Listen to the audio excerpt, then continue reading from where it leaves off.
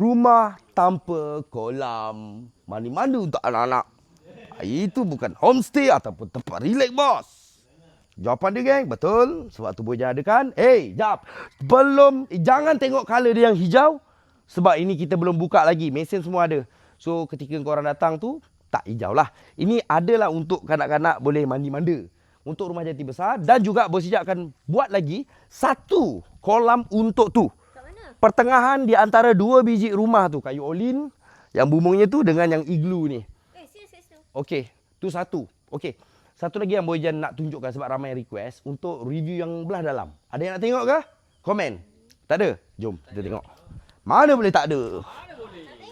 Bos Ijan tak update, ramai yang tanya, bos, apa cerita dengan rumah jati? Apa cerita dengan rumah jati ni?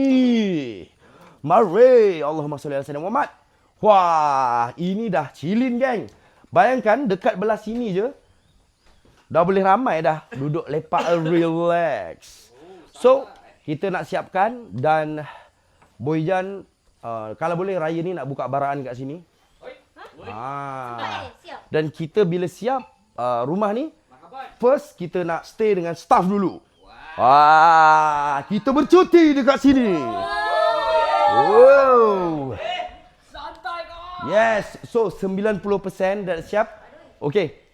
So, cuma Bojan nak tanya geng Bos Ijan ni perabot apa yang sesuai untuk rumah kayu macam ni, geng. Kalau tak Bojan nak masukkan European ala-ala raja.